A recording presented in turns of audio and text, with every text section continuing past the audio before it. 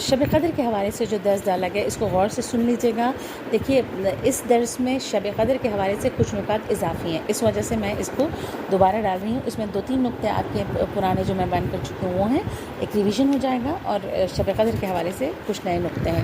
اس کے علاوہ ابھی اس درس میں یہ والے اس میں میں شب قدر کے کچھ اعمال بتا رہی ہوں. شب قدر ایک ایسی رات ہے ہم کچھ بھی نہ کریں، کچھ بھی نہ کریں، صرف ہم شب قدر میں جاگ کے گزاریں. تو شب قدر میں جاگنا بھی کہتے ہیں کیسا ثواب ہے. یعنی اگر ہم نے پوری رات چائے پی کے گزاری، ٹھیک ہے، کچھ نہیں کیا، صرف جاگے ہیں، جانتے ہیں اس جاگنے کا ثواب. کہا جو شب قدر میں صرف جاگے اللہ اس کے گناہوں کو بخش دے گا، چاہے اس آسمان کے ستاروں کے برابر، چاہے پہاڑوں کے برابر بھی اس کے گناہ کیوں نہ ہو، اللہ اس کے گناہوں کو بخش دے گا.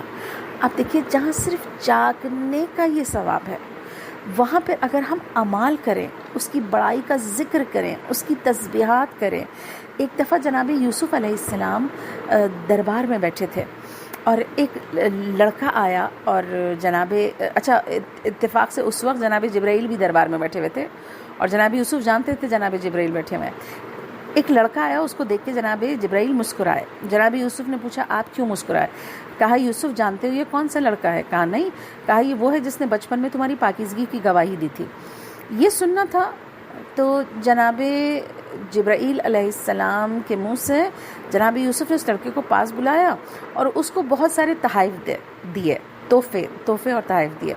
جناب جبرائیل علیہ السلام مسکرائے. اب جناب یوسف نے پوچھا آپ پھر کیوں مسکرائے؟ کہا میں ایک چیز پر حیران ہوں یوسف کہ اس بچے نے نا تمہاری پاکیزگی کی گواہی بے اختیاری میں دی تھی، تو تم نے اس کو انعام دیے، تم نے اس کو عزت دی، تم نے کتنے تحائف دیے.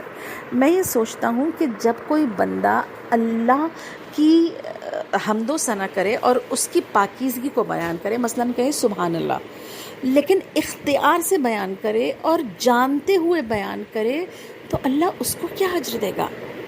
تبھی روایتوں میں ہے کہ اگر ایک تسبیح پڑھتے ہیں نا، سبحان اللہ والحمد للہ ولا الہ الا اللہ واللہ اکبر، کہا یہ ہر اس چیز سے افضل ہے جس پر سورج روشنی ڈالتا ہے.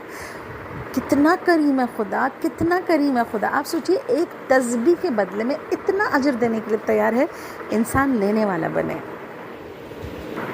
شب قدر میں سب سے شارٹ جو چیز ہوتی ہے نا وہ ہے وقت، کہ ہمیں نا آپ دیکھیے چند اعمال ہی کرتے ہیں اور صبح ہو جاتی ہے. تو سب سے اہم چیز وقت ہے. اب وقت میں برکت کے لیے کیا کریں؟ وہ طریقہ کریں جو بی بی فاطمہ نے کیا تھا. وقت کی برکت کے لیے تسبیح بی بی فاطمہ الزہرا سب سے پہلے نکال لیں. پھر چھوٹے چھوٹے اعمال جیسے سلامتی امام زمانہ، ضرور دعا مانگیں. اچھا سلامتی امام زمانہ ہم مانگ امام کے لیے رہیں، لیکن اپنے لیے رزق اور سلامتی لا رہے ہیں، کیونکہ یہ پلٹتی ہے انسان کے اپنے طرف. اسی طرح دشمن، آپ دیکھیے آج سب سے بڑا مسئلہ جو ہے نا مومنین کے لیے دشمن ہے. چاہے پارا چنار ہو، پورے دنیا میں لبنان ہو، کہیں پر بھی ہو، دشمن بہت ایکٹیو ہو گیا ہے. اب دشمن کے لیے 7 دفعہ ناد علی پروردگار دشمن کے سر سے بچا، قابل ہدایت ہیں تو ہدایت فرما ورنہ نیست و نابود فرما. 7 دفعہ ناد علی دشمن کے شر سے بچنے کے لیے اپنے لیے، کل مومن و مومنات کے لیے ضرور کریں. اس کے علاوہ امام حسین کی زیارت اور مصائب امام، چاہے 2 جملے ہوں، اور اگر کوئی نہ ملے نا تو خود مصائب پڑھ لیں. امام حسین کی مصائب ضرور پڑھیں. اچھا 100 رکعت نماز، پوری 100 رکعت نہیں پڑھ سکے، 2 رکعت ضرور پڑھ لیں تاکہ نامہ اعمال میں لکھ لیا جائے. نماز جعفر تیار توفیقات چاہتے ہیں اللہ سے، روحانیت چاہتے ہیں اللہ سے، مقام و مرتبہ چاہتے ہیں اللہ سے. نماز جعفر تیار کو کسی موقع پر نہ چھوڑیں. بڑے بڑے عرفا نماز جعفر تیار پڑھتے ہیں. اچھا ابھی جو میں نے جو درس دیا ہے سورہ توبہ کی آیت نمبر 108 پہ شیخ مرتضیٰ انصاری کا ذکر کیا. کہا شیخ مرتضیٰ انصاری کی ڈیلی روٹین میں تھی نماز جعفر تیار. اللہ نے جو مقام مرتبہ دیا ہے نا، کہا جب کسی عالم کو آپ بہت بلند مقام و مرتبے میں دیکھیں گے نا، ان کی زندگی کے روٹین میں نماز جعفر تیار ضرور ہوگی. اسی طرح آج کل کے دور میں ہر انسان بے سکون ہے. سکون کے لیے ایک دفعہ سورہ علم نشرح کو ضرور پڑھ لیں. اسی طرح سورہ رات کی آیت نمبر 28 روحانی بیماریوں کے لیے بہت مجرب ہے.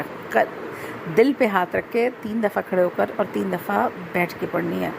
جو بھی دعا مانگیں بے عصمت فاطمہ، بے نور فاطمہ، بے شرف فاطمہ کہہ کے مانگیں. ٹھیک.